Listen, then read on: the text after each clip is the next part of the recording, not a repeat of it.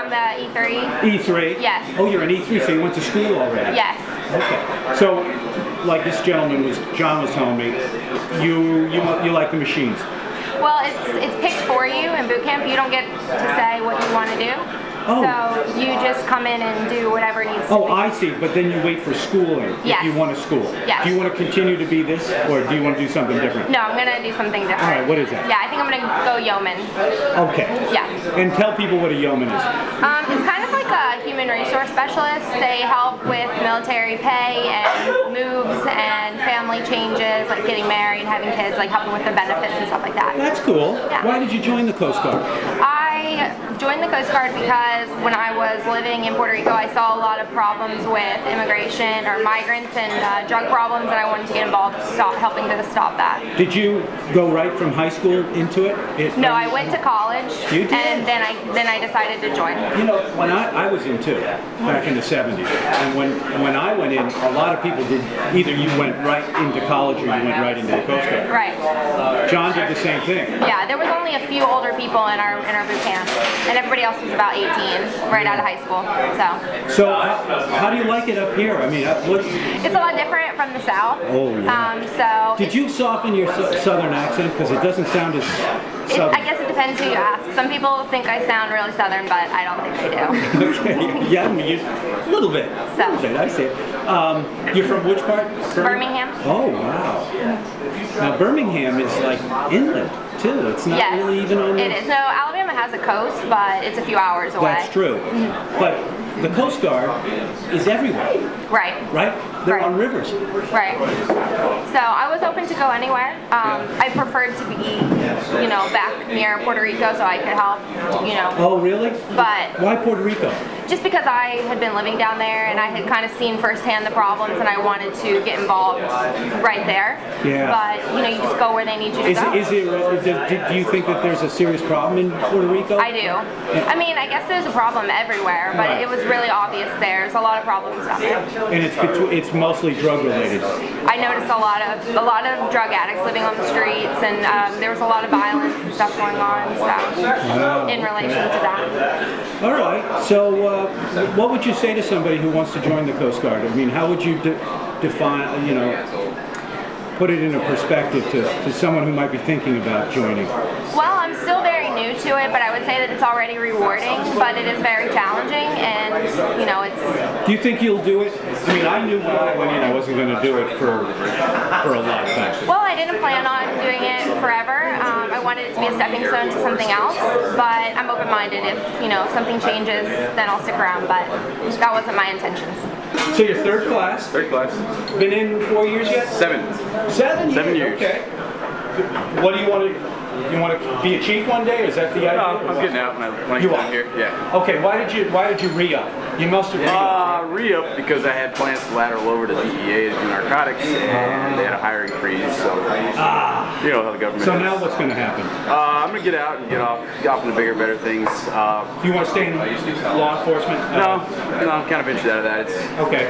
Being here, you don't see it as much. You don't stay involved in it as much, in depth. That's true. It's right? Nantucket. It's more laid back out on the water. We still conduct law enforcement, but not to the extremes that you see in other areas. Right. We're still out there. We're still a presence. We still do our normal job, conduct normal law enforcement, but it's not daily. It's not as in depth. I mean, look at the wintertime here. You can't really do much of anything. There's no boats here. All the boats disappeared for for 5-6 months. So it kind of puts you in that perspective of life where you're like, I don't do it anymore. I'm not really into it anymore. So I'm actually looking at getting into project management when I leave here. Go back to Texas, get in project management. Is that where you're from? Yeah, Texas, a little small town, southern Texas. This is a good place to practice your project management, isn't it? I mean, could you do that on the side or no? You sort of could. Yeah. But does anybody do that, by the way? Do some of the guys have part-time jobs where they actually? Yeah, a lot of us do. A couple of us personally work at one of the marinas on island. We work part-time. Oh, that's great. Just whenever we have time, we'll show up there, work, pitch in while we can. So what kind of project management job would you do down in Texas? I would prefer to get into something that deals with larger multi-million-dollar projects. Oil industry is booming still in Texas, so a lot of the big projects are the plants. the oil companies that still have rigs they're putting up, or big projects, or even construction companies that have, you know, they're building malls, hospitals, multi-million-dollar facilities like that. Yeah. I'm looking at the possibility of either electrical contract companies, or there's one that's a subaquatic sea service, and they build ships, they build submarines, stuff like that. Cool. Just get into the project management side where I actually have to develop projects. Yes. You've been here for a while though, right? I've been here for 3 years. 3 years. 3 years. And are you a short timer now? I will be leaving at about 3.5 years.